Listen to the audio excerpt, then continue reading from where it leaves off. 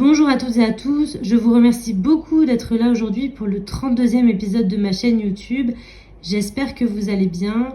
Je tenais dans un premier temps à vraiment vous remercier pour tous vos retours concernant mes derniers épisodes.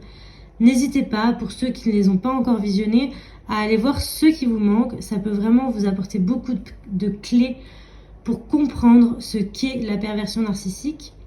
Aussi, pour cela, vous avez aussi mon livre La perversion narcissique dans son lien à l'autre qui est disponible absolument partout et qui peut aussi vous permettre d'avoir une compréhension plus claire et plus éclairante de ce qu'est la perversion narcissique. Aujourd'hui, je voulais vraiment aborder avec vous le pervers narcissique et comment on le voit dans notre société.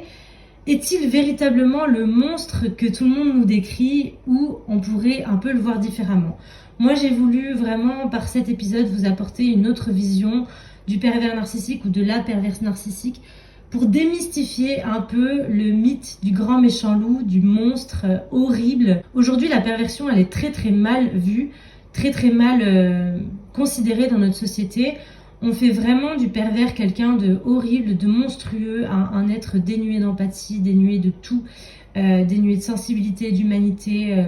Et moi, la première, j'étais tellement glacée par cette froideur, ce manque d'empathie du pervers narcissique, que du coup, je me suis vraiment interrogée sur ses capacités empathiques, en fait, et je me suis rendu compte qu'effectivement, il en était dénué. Donc c'est pas complètement faux, cette vision-là qu'on a du pervers, et en même temps, on pourrait le voir un peu différemment dans le sens où pour moi, aujourd'hui, avec toutes les connaissances que j'ai acquises sur le sujet, je me rends compte que le pervers narcissique est quelqu'un, effectivement, qui est dénué d'empathie, qui manque cruellement de sensibilité, d'humanité, d'émotion à l'égard des autres, qui en fait n'a aucune conscience de soi pour moi et aucune conscience des autres.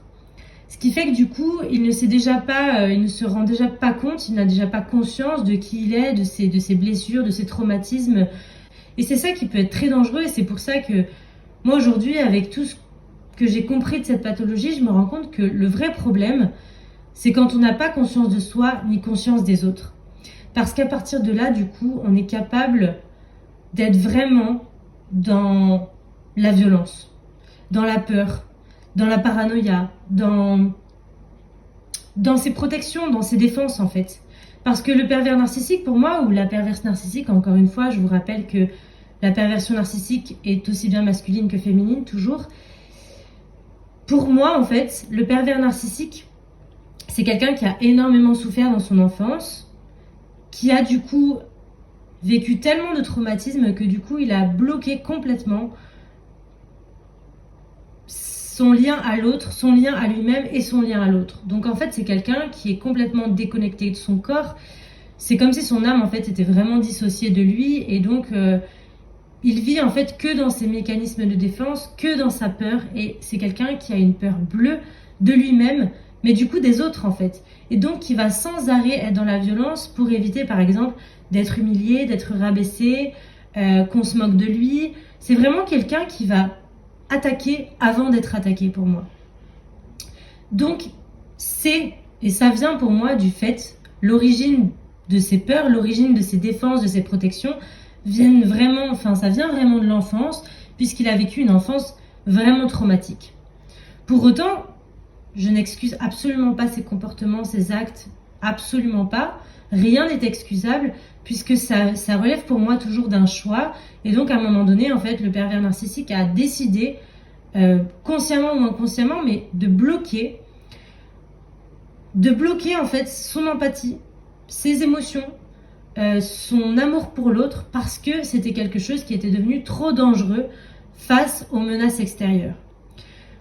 Quand ses parents ou ses proches lui ont fait subir des violences extrêmes, des violences qui ont été tellement douloureuses, tellement souffrantes, qu'il a été obligé quelque part, et c'est toujours un choix pour moi, mais il a fait un choix de bloquer ses récepteurs à ocytocine, par exemple, pour éviter en fait de ressentir l'empathie, de ressentir son lien à l'autre, de ressentir en fait sa sensibilité, ses émotions. Il a fait vraiment le choix de bloquer tout ça. Et donc, en bloquant tout ça, dans ses pensées, dans sa vision du monde, et bien en fait, il a chimiquement enfin c'est ce que je pense, encore une fois, c'est ma vérité. Mais chimiquement, du coup, l'ocytocine c'est pas qu'elle est absente, c'est qu'elle est bloquée pour moi. Et l'ocytocine, je sais pas si vous avez visionné mes épisodes précédents dans lesquels j'en parle. Donc j'en parle dans Le pervers narcissique est-il un être humain, par exemple.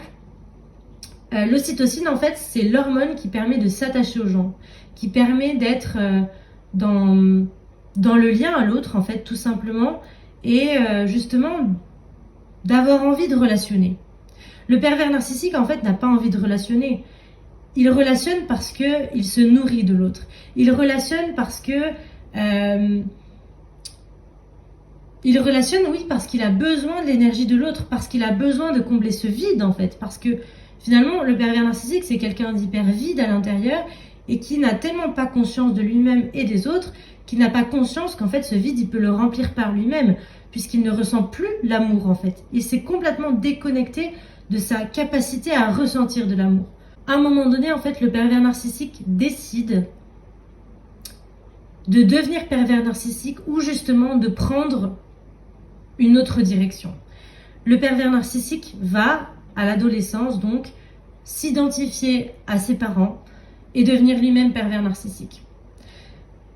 Pour moi, c'est vraiment ce qui fait toute la pathologie, c'est-à-dire que en fait, l'enfant va à un moment donné dire c'est trop dur pour moi. En fait, pour moi, il abandonne, il baisse les bras, il subit plein de traumatismes, mais en fait, il pourrait en faire quelque chose d'autre. Il pourrait justement les transcender pour se mettre au service d'autrui, pour justement apporter son expérience à d'autres. Mais au lieu de ça, le pervers narcissique, en fait, il va être OK avec le fait qu'on lui ait expulsé cette pathologie-là sur le dos, et il va être OK avec le fait de la reproduire.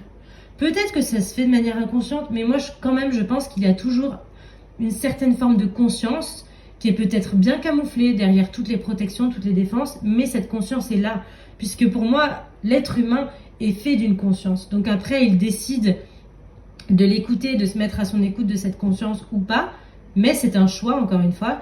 Et là, pour moi, le pervers narcissique, en fait, à l'adolescence, il décide de tout bloquer, de s'identifier à ses parents, de devenir lui-même pervers narcissique et donc de reproduire ces mêmes schémas de violence.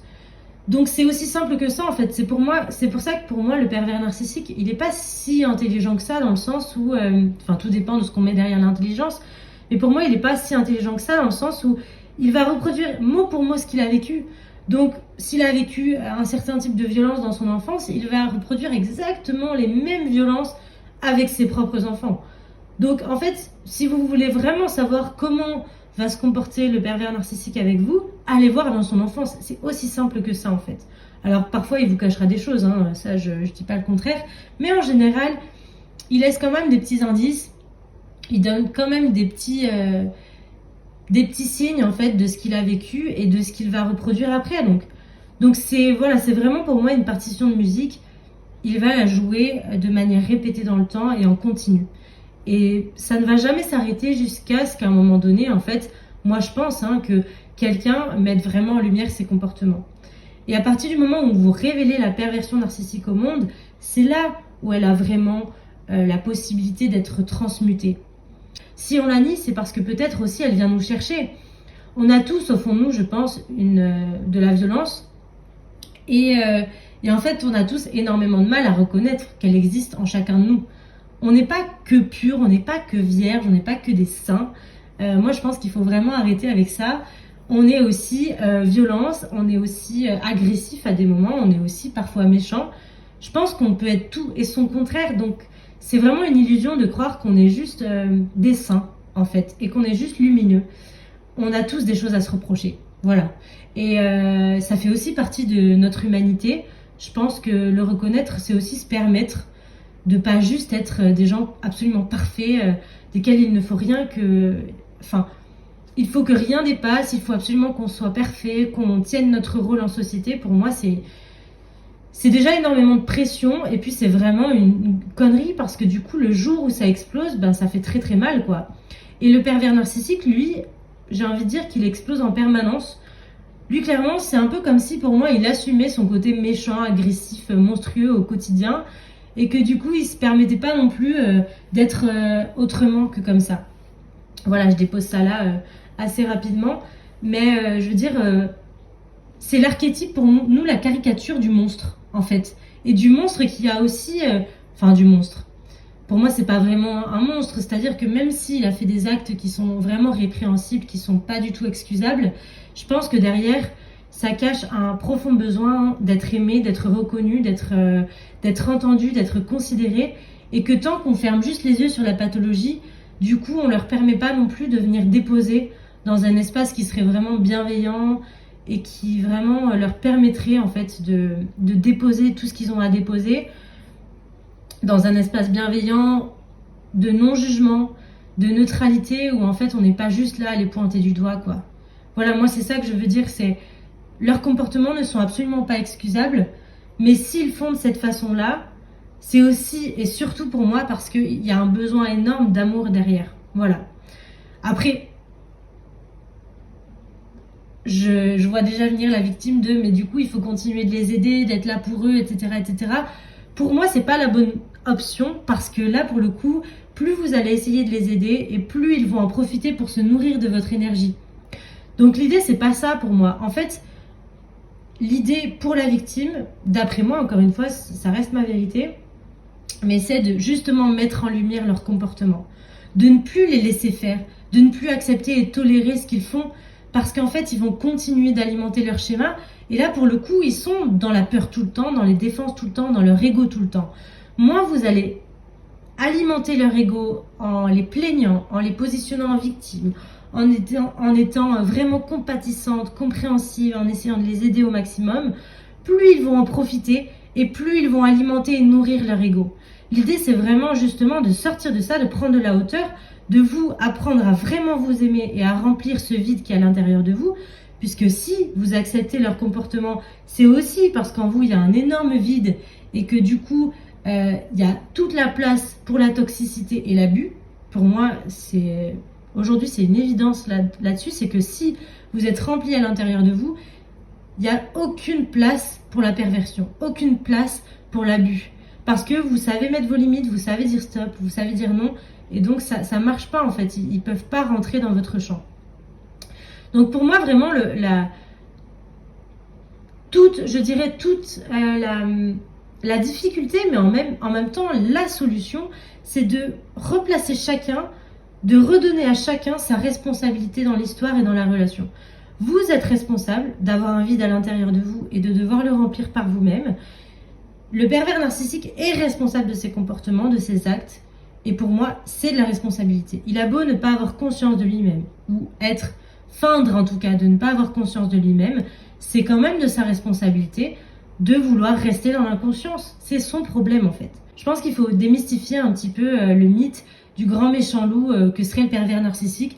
Pour moi, c'est aussi là-dessus qu'il joue énormément de ça en fait, pour nous faire peur aussi, qu'on se le dise.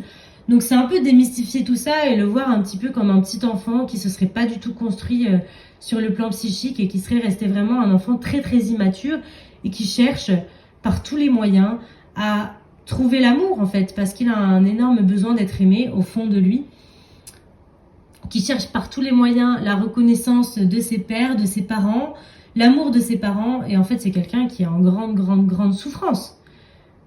Mais encore une fois, c'est pas parce que c'est quelqu'un qui est en grande souffrance que c'est excusable. Voilà, je vous remercie beaucoup d'avoir visionné ce 32e épisode de ma chaîne YouTube. J'espère qu'il vous a plu. N'hésitez pas à l'aimer, à le partager autour de vous et à vous abonner à ma chaîne. Je vous dis à très bientôt pour un nouvel épisode.